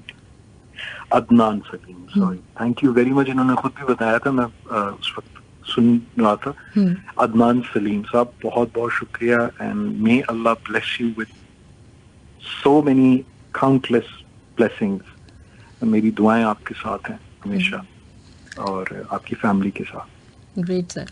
सर मेरे पास कुछ मैसेजेस आपके लिए जो लोगों ने भेजे हैं वो भी मैं शामिल करना चाह रही हूँ। शाहनवाज अंसारी ने आपको सलाम कहा है, वेलकम आपने कहा है, और इसके साथ बहुत अच्छा सॉन्ग्स आपके लग रहे हैं इनको। रिशान खान ने आपको वेलकम कहा है शो में और कहते हैं कि हम पाकिस्तानियों को फ़ख्र है आप पे, आप बहुत अच्छा काम करते हैं, अल्लाह आपको बहुत सेहत और तरक्की दे। अरे थैंक यू वेरी मच। ये आप लोगों की मोहब्बत है जो मैं ये काम करता हूँ, और ये दिस इज जस्ट लाइक, ये मेरे लिए ऑस्कर्स होते हैं। ये कॉम्प्लीमेंट्स, ये अप्रिसिएशन जो है, ये किसी ऑस्कर से कम नहीं होती, किसी अवार्ड से कम नहीं होती जब लोग प्यार मोहब्बत देते हैं। और मैं जहाँ भी जाता हूँ, जिस जगह जाता हूँ, आप यकीन माने, मैं इजिप्ट गया था, कायरो, तो वहाँ पर लोग मुझे पहचान रहे थे, तो मुझे बड़ी खुशी हुई। मैंने कहा कि देखें कि अल्लाह ताला ने रहम किया है कि हमेशा जो भी काम किया अल्लाह ने इज्जत दी। तो ये बस मैं आप लोगों का प्यार इससे समझता हूँ। अली सताकत सर कहते हैं कि आपकी बातों से पाकिस्तान की मोहब्बत नजर आती है। लव यू सर जी। Thank you very much. वो हमेशा रहेगी, पाकिस्तान हमेशा से दिल में था, हमेशा रहेगा, और जब तक मैं हूँ पाकिस्तान के लिए बात करूंगा जहाँ भी रहूंगा। अच्छा सर, इसके साथ जिशान ने आपसे सवाल किया हुआ है कि आप बचपन से लेकर आज तक कौन सी चीज के साथ आपका शौक ऐसा है, कोई खेलने का हो, कुछ भी जो अब तक आपके साथ है वो खत्म नहीं हुआ? मेरा शौक मेरा काम है बस। आई डोंट नो व्हाई, यही मेरा स्पोर्ट भी है, यही मेरा मैं एक दफा मुझे क्रिकेट मैच में लेके गए थे, आर्टिस्टों के मैच तक, तो मैं चला तो गया, लेकिन वहाँ सलमान अहमद जुनून के, फखर और से ये सब लोग थे, बहुत सारे लोग थे, तो वो सब खेल रहे थे और मैं साइड पे खड़ा हुआ उनको देख रहा था। तो ये मेरी पुरानी आदत है कि मेरा शौक जो है, ऑल्दो मैं क्रिकेट खेलता हूँ, मैं सारे गेम्स खेलता हूँ, लेकिन मैं रेगुलरली कोई गेम नहीं खेलता। आई डू जॉगिंग, मतलब जॉगिंग में करता हूँ, एक्सरसाइज में करता हूँ। आजकल थोड़ी सी मैंने छोड़ी हुई है, लेकिन ये है कि यूजुअली मैं एक मेरे घर के करीब यहाँ मैनचेस्टर में जहाँ मैं रहता हूँ व्हाइटफील्ड के अंदर एक राउंड है जहाँ पे 1.5 मील का राउंड है, वो मैं 2 चक्कर जरूर लगाता हूँ जॉग करके every alternate day. So this is my routine and ये है कि स्पोर्ट एज सच जो है मुझे शौक अपने काम का है बस। यही मेरा जो है ना, सुबह से शाम तक इतना कुछ है सोचने के लिए, इतना कुछ करने को है कि वक्त ही नहीं मिलता और कुछ खेलने का। But I should actually play something also. सब कुछ खेला है गेम्स, लेकिन वो बस जब शौक थोड़ी देर के लिए होता है वो खेल लेते हैं, उसके बाद दैट्स इट। हाँ सही। अच्छा सर, खान वली ने आपसे पूछा है कि आपने माशाल्लाह सिंगिंग, एक्टिंग, प्रोड्यूसर आप हैं, डायरेक्टर आप हैं, कोई ऐसी चीज रह गई है जिसको करने की तमन्ना हो? ऐसी चीज बहुत कुछ है। मैं आपको बताऊं, मैं जब भी कोई प्रोजेक्ट करता हूँ तो मुझे ऐसा फील होता है कि मैं अभी 18 साल का हूँ, ये मेरा पहला प्रोजेक्ट है। मतलब मुझे वही फीलिंग होती है जो पहले प्रोजेक्ट में एज ए डायरेक्टर मुझे हुई थी। वैसे तो मैं बचपन से हूँ इस फील्ड में, लेकिन जब मैं डायरेक्टर बना म्यूजिक चैनल आर्ट्स में, तो जो मेरी फीलिंग उस वक्त थी उससे मेरे ख्याल से 100 गुना ज्यादा अब है मेरे अंदर पैशन। और अब ये है कि वो एक्सपीरियंस और वो पैशन मिलके एक और स्टेज पे आ गया है। मतलब उसकी कोई इंतहा नहीं है फिर। ये अहमद सिद्दीकी को इंटरव्यू बहुत अच्छा लग रहा है, ये कह रहे हैं कि बहुत मजा आ रहा है सुन के। और अर्जुन रॉय कहते हैं कि सर आपके पास कोई ऐसा स्क्रिप्ट आज तक आया फिल्म बनाने के लिए कि जिसको देख के आपको लगा कि आपकी अपनी जो जिंदगी का जो आपका किरदार है उससे मिलता हो? मेरे किरदार मेरे आपको किरदार अपनी से कुछ? मिलते हैं। हाँ भाई मैंने एक सीरियल किया था ARY जब लॉन्च हुआ था नया नया, जाएं कहाँ अरमान। वो बहुत पॉपुलर हुआ था उसका पहला सीजन, और फिर उन्होंने दोबारा से उसको सेकंड सीजन बनाया था। उसका गाना था जाएं कहाँ अरमान, दुनिया हंसती है दिल रोता है, एक सुकून, एक हुजूम सा है इस दिल में जो छुपा है किसको सुनाए, जाएं कहाँ अरमान। सो वो बेसिकली एक ऐसा कैरेक्टर था जो मेरे दिल से बहुत करीब था, है और रहेगा। वो दिखाया ये गया था कि वो एक बहुत अमीर बाप का बच्चा होता है, लेकिन उसकी सौतेली माँ उसको खत्म करना चाहती है जायदाद के लिए। तो वो घर छोड़ के चला जाता है, ना कि ये कि उनसे लड़ता है, वो हर मोहल्ले में जाता है डिफरेंट जगहों पे। तो उसका सौतेला भाई उसका पीछा कर रहा होता है। वो फिर आगे डिफरेंट स्टोरी में चला जाता है, एक जगह से दूसरी जगह जाता है, वहाँ एक नई कहानी होती है। So it is basically a traveller story who's experienced different characters in life while he's traveling. तो ये कहानी जो है मेरे दिल से बहुत करीब है, क्योंकि मैंने भी जिंदगी में जो है कराची में ही रहते हुए मेरे ख्याल से कोई 7 मोहल्ले हमने बदले। तो 7 मोहल्लों के दोस्त, 7 जगहों के, आप सोच सकती हैं कितने सारे दोस्त हमारे, 6-7 मोहल्ले तो हमने बदले। अच्छा। तो फिर जब यूके आया तो यूके में भी मैंने इसी तरीके से, जैसे मैं पाकिस्तान में हर जगह शूट करता था, यहाँ भी हमने हर शहर के अंदर, London, Manchester, Birmingham, Bradford, Glasgow, हर जगह हमने शूट की है यहाँ पे यूके के अंदर। So it is just like मेरे लिए ये कैरेक्टर बहुत क्लोज है, जाएं कहाँ अरमान का जो हमने किया था उसके। तो सर अभी ये जो शूटिंग की बात आप कर रहे हैं आपने हर जगह की, तो अभी जो रिसेंटली आपकी मूवी आज़ाद है, इसकी जब शूटिंग कर रहे थे लंदन में या कभी भी कहीं पे करते हैं किसी ऐसी नई जगह पे, तो कुछ परेशानियां होती हैं, परमिशंस वगैरह लेना होती हैं, कुछ इस तरह का? बिल्कुल होता है, आपके यहाँ भी होता है माशाल्लाह से। यही एक रूटीन है जो तरक्की याफ्ता मुल्क है, उसमें आपको काउंसिल को बताना पड़ता है कि जी हम इस टाइम से इस टाइम तक यहाँ शूट करेंगे और इतने लोग इन्वॉल्व होंगे। एक तरीकेकार होता है।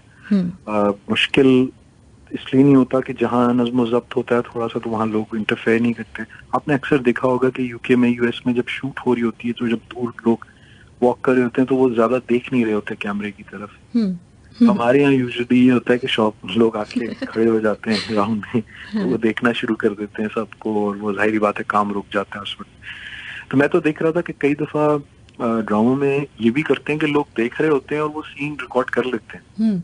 ये बड़ी हैरानकुन बात होती है मेरे लिए हाँ, कि वो उनको भी शाम, उनके पास इतना टाइम नहीं होता कि उनको हटा दें, कहते हैं कि भाई कैमरे में मत देखो अभी। हाँ, वो उसी के साथ शूट कर लेते हैं, कहते हैं जाने दो, ऐसे हाँ, लोग खड़े हुए हैं। जी। तो मैंने देखा है ऐसे वैसे। नहीं सीरियसली, अभी अभी आप कह रहे हैं ना, मेरे जहन में एक रिसेंट एक ड्रामा चल रहा है ज़ेबाइश, उसका अभी एक सीन अब्दुल्ला शाह गाजी के मज़ार में उन्होंने किया है पिक्चराइज उसको। तो उसमें मुझे बकायदा मतलब मैं देख रही थी फिल्म, जो सीन था ना वो काफ़ी मतलब अफसुर्दा करने वाला था, लेकिन हंसी आ रही थी क्योंकि सब कैमरे की तरफ देख रहे थे। नहीं तो वो, अब मैं आपको बताऊं ना, मैं जब होता हूँ तो आई मेक इट श्योर कि इनको हटा दिया जाए सबको। मेरी तो ये शूट होती है इसी तरह की और मैं रोक देता हूँ शूट के अंदर। मैं कहता हूँ चाहे जितने भी लोग हों आप उनको, अब अगर कोई देख भी लेता है, ये भी हुआ है जैसे वो मोमन का एक सीन था, हालांकि हमने परमिशन ली थी, और लंदन के पहला सीन है, लंदन का अंडरग्राउंड सबसे बिजिएस्ट एरिया है, वहां पे शूट करना एक नामुमकिन सी बात होती है कि आप एक कैरेक्टर को और लोग कोई देखे ना, क्योंकि वहां पर दुनिया भर से लोग आए हुए होते हैं, यूरोपियन कंट्रीज से, मुस्लिम कंट्री से, और वो उनको इतनी, यहाँ के लोग नहीं होते वहां ज्यादा आपको नजर आते।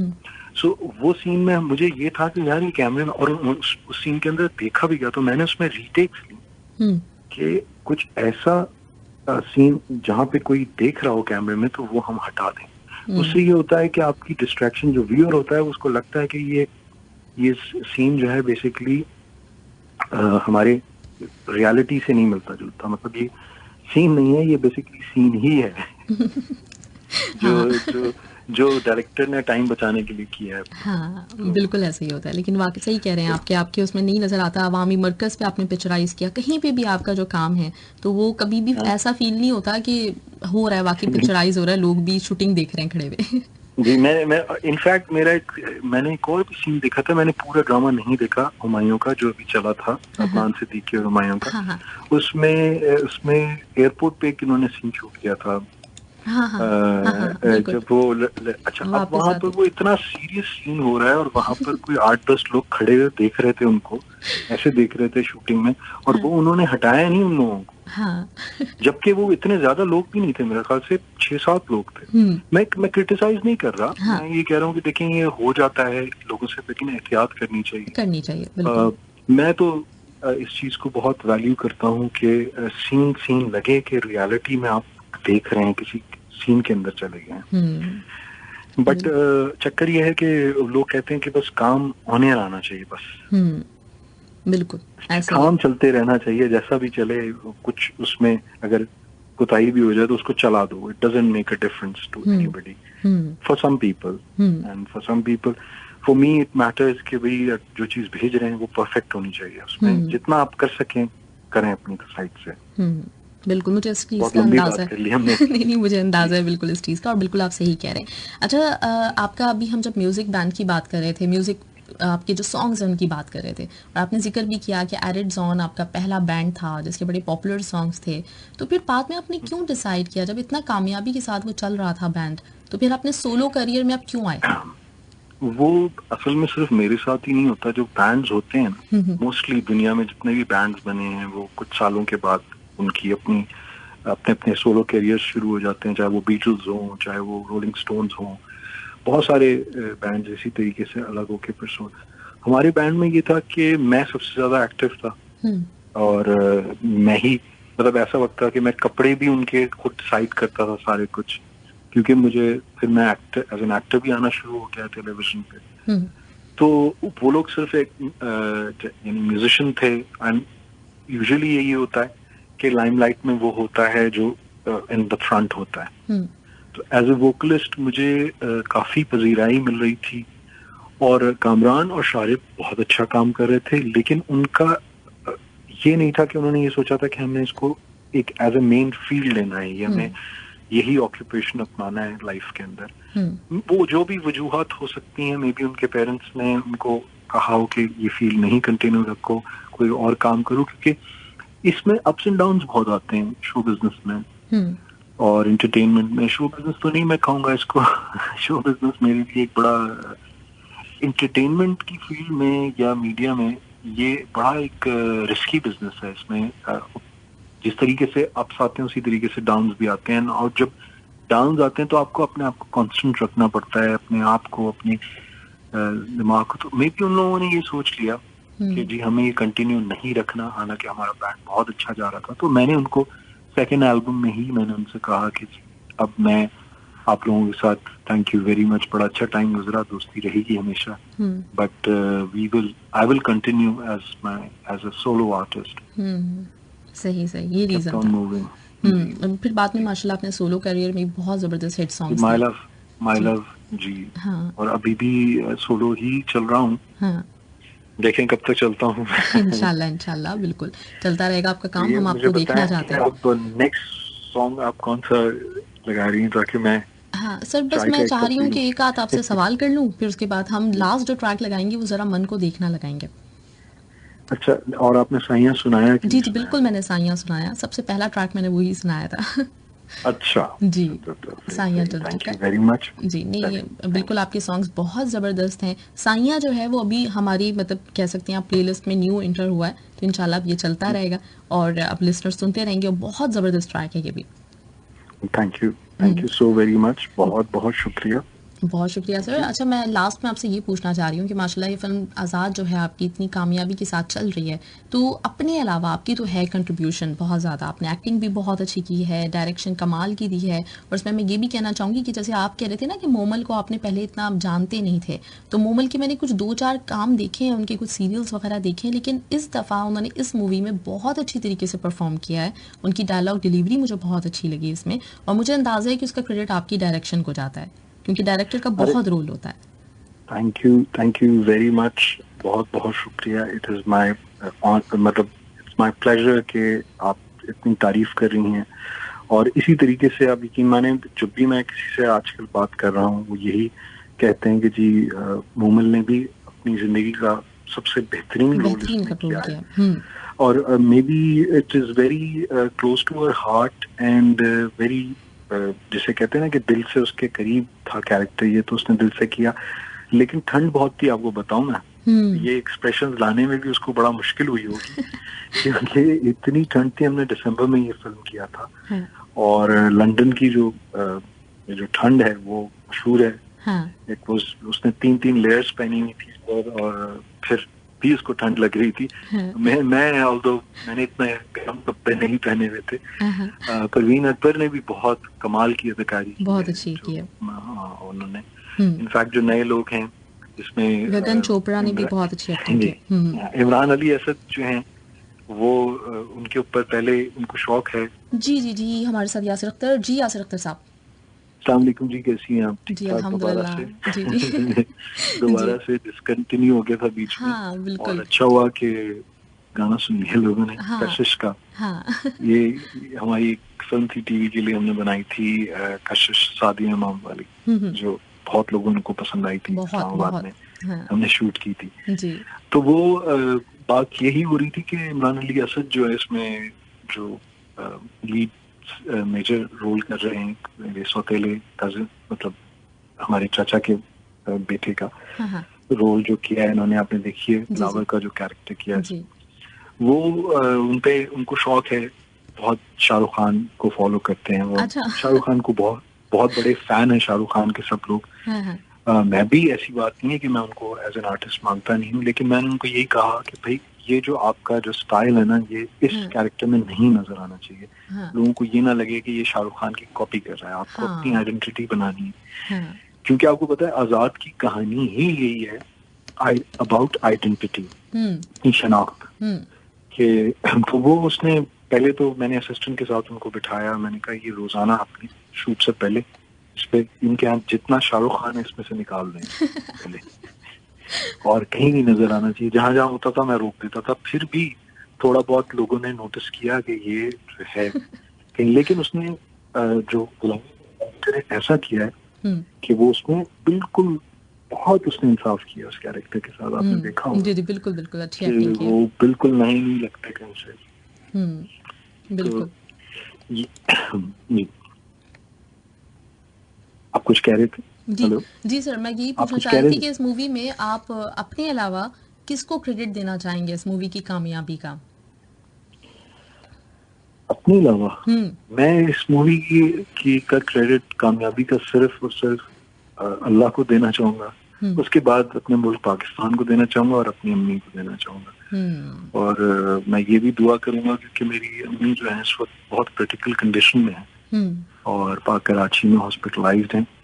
तो दुआ करें लोग उनके लिए। बिल्कुल। मैं बहुत, मुझे सारा दिन कल कॉल्स आती नहीं, लोगों ने मैसेजेस छोड़े कि प्लीज हम सब दुआ कर रहे हैं। आपने भी मुझे कहा, दुआ की आपने, थैंक यू वेरी मच। क्योंकि मुझे अंदाज़ा है सर, मैं आपको फॉलो कर रही हूँ, मुझे अंदाज़ा है कि आपके लिए आपकी फैमिली बहुत मैटर करती है, स्पेशली आपकी मदर का तो मुझे बहुत अच्छी तरीके से अंदाज़ा है कि आपकी बहुत अटैचमेंट है। तो अल्लाह ताला उनको बहुत लंबी ज़िंदगी दे, सेहत दे, हम सबकी दुआएं उनके साथ हैं। इंशाल्लाह ताला बिल्कुल ठीक हो जाएंगी वो। इंशाल्लाह इंशाल्लाह तो इंशाल्लाह। Thank you very much. Thank you so much sir, आपने हमें टाइम दिया, इतना कुछ हमें पता चला आपके बारे में। वैसे मुझे तो सीरियसली मैं बहुत ज़्यादा आपकी डाई हार्ड फ़ैन हूँ, तो मुझे तो पहले से काफ़ी चीज़ों का अंदाज़ा है, लेकिन वो जब लिस्टनर्स को पता चलता है वो जानते हैं। और मेरी कोशिश यही होती है कि हमारे यहाँ के लोग, उन्होंने इतना काम किया है तो उनका पता चलना चाहिए सब लोगों को कि कितने टैलेंटेड हैं हमारे यहाँ। और माशाल्लाह आपने तो हर फील्ड में आप बिल्कुल जहाँ आए वहाँ पे छा गए। ये फिर मैं कहूँगा कि आप लोगों की मोहब्बत है, अल्लाह ताला का करम है और हमारा पाकिस्तान है जिसने हमें इतना इज्जत दी है पूरी दुनिया में। और हमें जो लोग भी हमारे हुक्मरान हैं अभी जो रूल कर रहे हैं, उन सबको ये बस सोचना चाहिए कि पाकिस्तान है तो हमें, पाकिस्तान नहीं है तो हम कुछ भी नहीं है। जहाँ भी चले जाएं, हमारी आइडेंटिटी जो आज़ाद की ही कहानी है बेसिकली, कि जब इंसान को अपनी आइडेंटिटी शनाख्त मिल जाती है तभी वो आज़ाद होता है अपने अंदर। असल आजादी तो यही है ना कि हम कौन हैं, पहले हम ये पहचाने और उस पहचान के बाद आप आजाद हो जाते हैं जिंदगी में। बिल्कुल बिल्कुल सही बात है सर। तो बिल्कुल हमारी आपके लिए बेस्ट विशेस हैं आपके फ्यूचर के लिए। और सर जब भी कोई आपका कोई काम आएगा, कुछ होगा, तो हम थोड़ी देर के लिए आपको 5 मिनट के लिए आप हमें ज़रूर टाइम दीजिएगा ताकि हम उसको डिस्कस कर सकें, प्रमोशन कर सकें। नहीं, मैं ज़रूर FM 107 कतर मैं हाजिर हूँ। जब भी आप लोग मुझे कॉल करेंगे मैं कहूँगा अपने बारे में बताने के लिए, अपने मुल्क के बारे में, अपने जो भी आर्टिस्ट हैं जो लोग कंट्रीब्यूट करते हैं। बहुत बहुत शुक्रिया। बहुत बहुत दुआ मेरी तरफ से आपको, महाविश एंड कतर बहुत सारे नाम है, डिफरेंट स्टाइल में आप कतर को प्रोनाउंस कर सकते हैं। तो लेकिन मैं कतर बोलूँगा। आप क्या बोलती हैं? कतरी बोलती हूँ। कतरी बोलती हैं जी। Wishing you all the best for future. Thank you sir, thank you so much. बहुत बहुत शुक्रिया हमें टाइम देने के लिए, बहुत बहुत शुक्रिया। Thank you so much. My pleasure. Thank you. Allah हाफिज़। राइट लिस्टनर्स, हमारे साथ यासिर अख्तर साहब और ज़बरदस्त की गुफ्तगू हुई है आज। बहुत ही ज़बरदस्त हमें बातें पता चली और आप लोगों ने डेफिनेटली इनसे बहुत ज़्यादा इंस्पिरेशन ली होगी। बहुत ही कमाल के हमारे आर्टिस्ट हैं और दुनिया भर में माशाल्लाह से इन्होंने सिर्फ ये नहीं कि मुल्क में रहते हुए, इन्होंने दुनिया भर में इंटरनेशनली अपना एक मकाम बनाया है। लोग इनको जानते हैं और जैसे अभी UK में हैं तो वहाँ पर भी बेहतरीन काम कर रहे हैं।